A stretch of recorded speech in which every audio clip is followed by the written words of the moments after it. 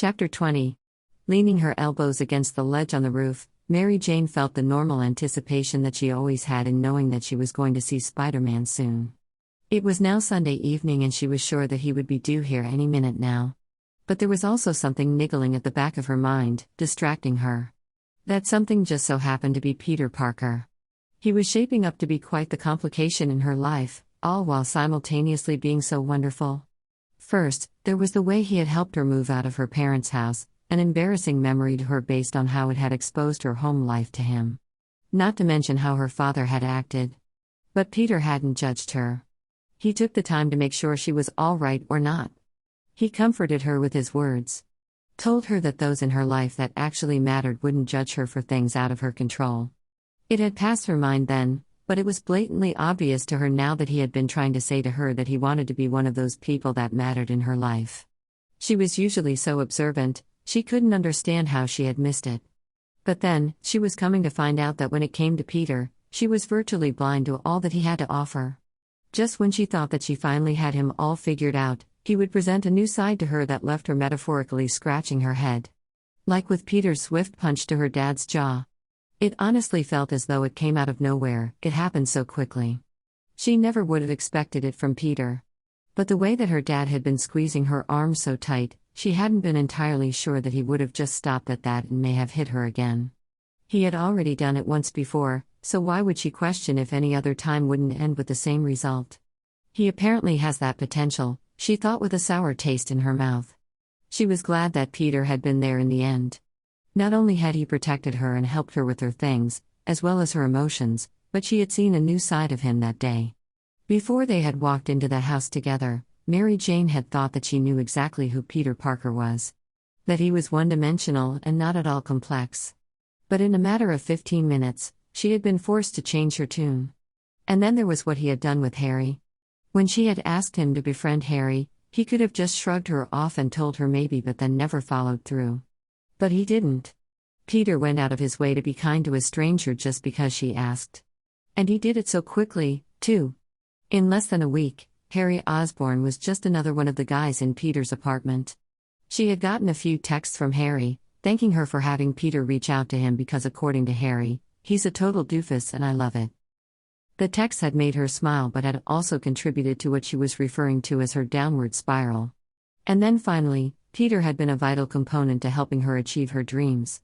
It was earlier today, while she had been out to breakfast with Aunt Anna when she came back to her apartment with a manila envelope that had been shoved underneath their front door, with a note on the outside that said, "You've got real talent, Red.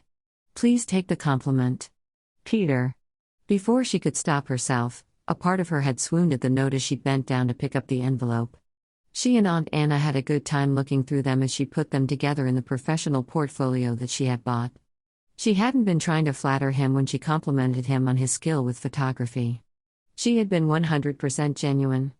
Even her Aunt Anna had pointed out how she loved the different angles and how the lighting hit her face quite nicely in many of the photos.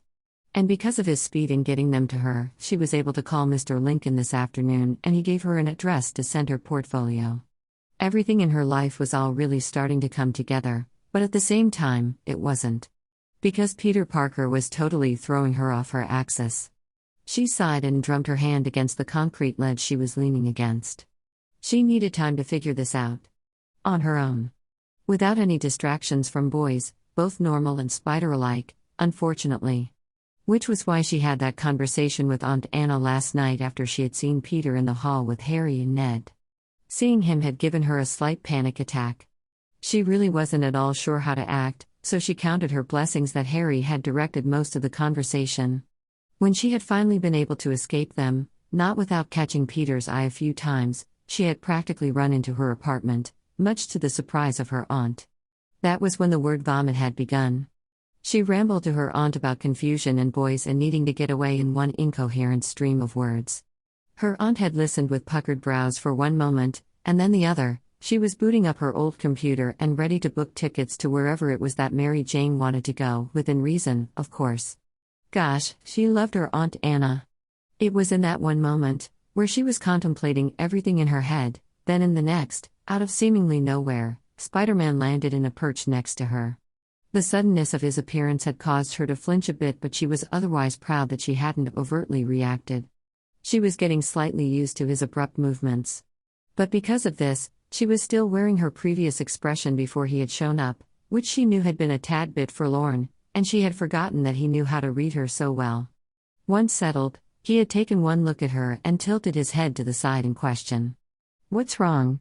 he asked. Mary Jane sighed and shot him a glance out of the corner of her eye. "Have you ever been close to someone but have never really got to see them?" Spider-Man was silent for a moment. "I thought that you said I should never take off my mask." Mary Jane was immediately shaking her head. "No. I wasn't talking about." Then she let out a heavy sigh. "Never mind. Let's just forget it, yeah?" "If you're sure?"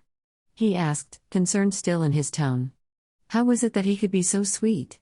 Spider-Man then dropped from his perch and sat on the ledge, his feet dangling off the side. Mary Jane squared her shoulders and boldly reached over to thread her fingers through his gloved hand. This had been what she had been craving, and she was tired of denying herself out of insecurity or fear. She was Mary Jane Watson, after all. He started at her touch, which was a bit hilarious considering he was the one with the sensory powers here, and his head whipped down to look at their interlocked fingers. "I'm sure," she said with a soft smile as she squeezed his strong fingers in hers, "I'm just glad that you're here now." The tension in him seemed to soften as his thumb ran softly in circles over her skin. "Me too." The rough fabric brushing against her sent shivers down her spine. Spider-Man was the pure embodiment of warmth and comfort, plain and simple. "How has your week been since I last saw you?" Spider-Man asked, still not pulling away his hand, much to her delight. "How are you, by the way? I've been worried about you. You did go through an ordeal at that party." A large part of her melted at his concern. There were plenty of other people at that ball last week, but she was pretty sure that Spider-Man didn't go around making house calls to them to make sure they weren't traumatized. "I'm fine. Barely even thought about the bomb, actually," she confessed, and it was the truth. It was easy to not be fearful of such things when she had such complete faith that Spider-Man had it handled as soon as she had seen him arrive. Still, Spider-Man interrupted with a scoff and a muttering comment, "You just like trouble, don't you?" Mary Jane pointedly continued on as though she hadn't heard him. "And my week has been great. I would even go so far as to say that I'm glad that I was at that party. Because if I hadn't, then I wouldn't have gotten the chance for a contract with a modeling agency." Spider-Man's mechanical eyes widened, though it was slightly delayed, and he jumped up so that he was standing high above her on the concrete wall, letting go of her hand in the process.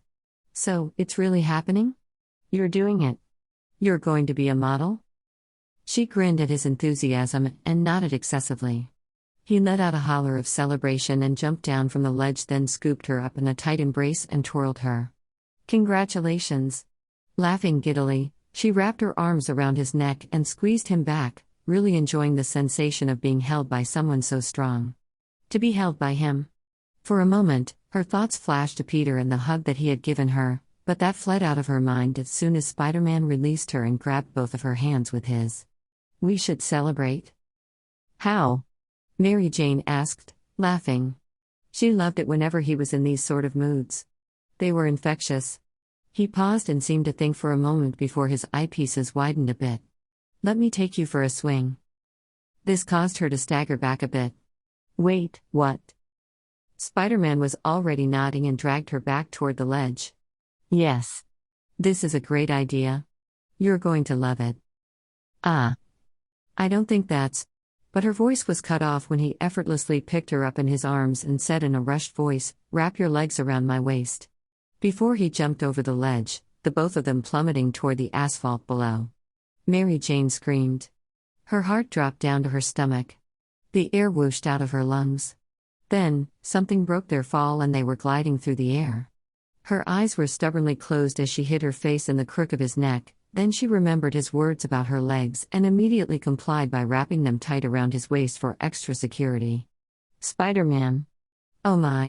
Her words cut off when they made it at the end of their upswing and he released another web with a thwip. "It's less terrifying if you actually look." Spider-Man yelled over the wind in their ears. "Trust me." And she did trust him. With her life. So, she did as he said and opened her eyes and lifted her head so that her chin rested on his shoulder. And of course, he had been right. The world wasn't spinning as much as it was with her eyes closed. She was less disoriented now that she was aware of which way was up and which way was down.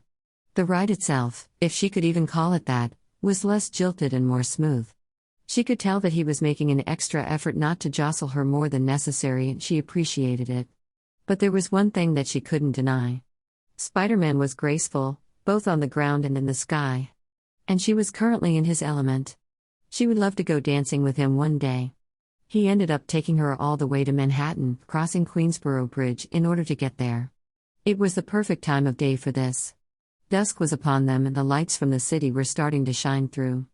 Especially through Times Square, where she saw advertisements for Broadway and heard the cheering from tourists as they spotted Spider-Man in the sky. She couldn't fault them for their excitement. Not one bit. He only started to slow down when he got to the Empire State Building, where he landed on the roof of another building close by.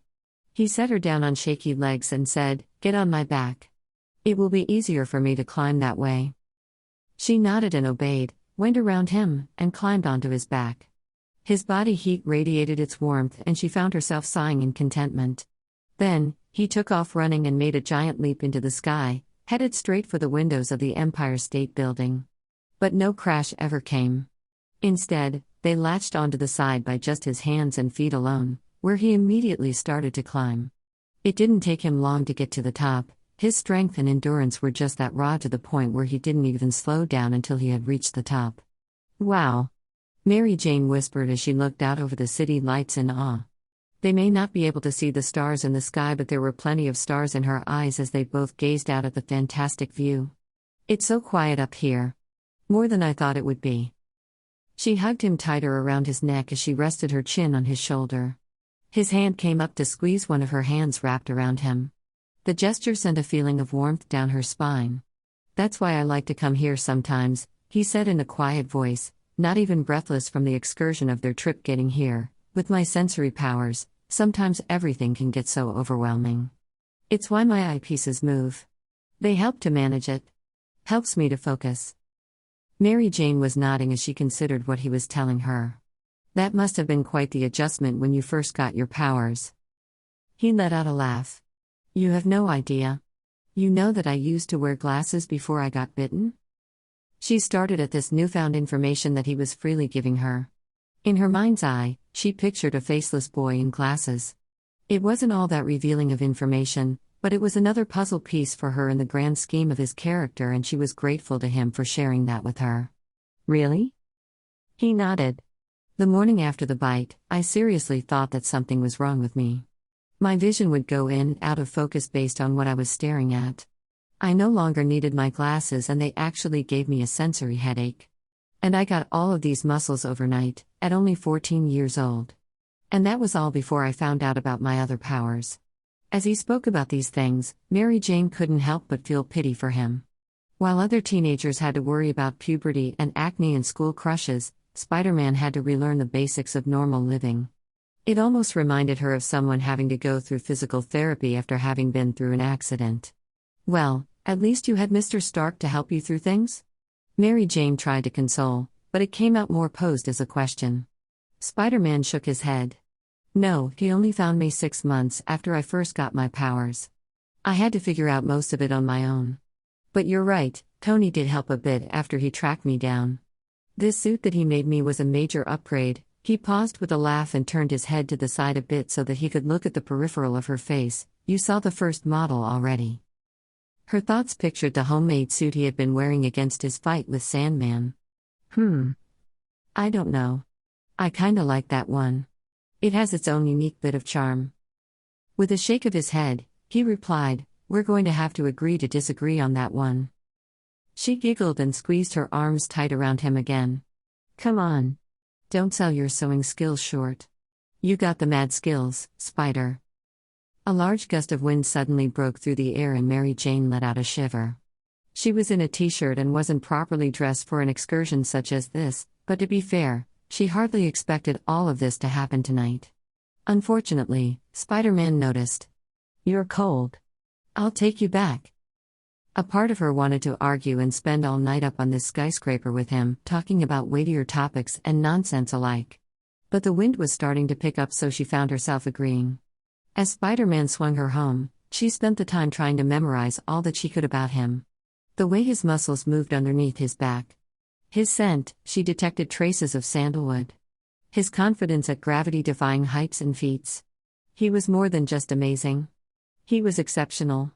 In what seemed like no time at all, they were back on her rooftop, landing with a soft thud onto the concrete floor. She didn't want to let go.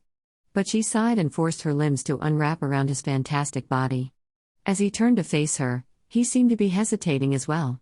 "Thanks," Mary Jane said softly, "you were right. I did love that." He nodded and took a step closer. But the way that he did it so deliberately caused her to panic, because at the same moment he took that step, the image of Peter's face shot in her mind. "I'm going out of town for a couple of weeks," she managed to blurt out in a complete rush. Spider-Man paused his purposeful advance in her direction. A beat passed, then wait, what? She nodded, and a soft smile actually graced her lips as she thought about her trip. "Yeah. I'm actually really excited. I've never traveled outside of the city before." It had been another reason why Aunt Anna had been so insistent she takes this chance before the school year and go. "Well, I'm happy for you." His voice sounded a bit too strained for her to 100% believe him. The thought that it displeased him that she was leaving, if only for a little while, sent butterflies battering around in her stomach. "Where are you headed?" "To Denver, actually," Mary Jane beamed. "I wanted to see the mountains. And can you imagine how many trees there'll be?" "So, when will you be back?" Was that longing in his voice? Was he already anticipating her return? Mary Jane gazed at him in slight amazement at how their roles had somehow reversed. Here, she was now the one running and he was the one trying to discover when they would next meet. Life was ironically strange, sometimes. "I'll be back the day before school starts, so September 7th. He nodded and his shoulders slumped. "Well, I'll. That is, I'm going to miss you." She softened, and this time, it was her advancing on him in order to wrap her arms tight around his torso. She felt his masked chin rest on top of her head. "I'm going to miss you too, Spider." She reminded herself how much she needed this, needed to get away. To figure things out and try to untangle the web her life was turning out to be. If for nothing else, then for her own peace of mind. But in this moment, while held close in Spider-Man's arms, she couldn't help second-guessing her decision to leave in the first place.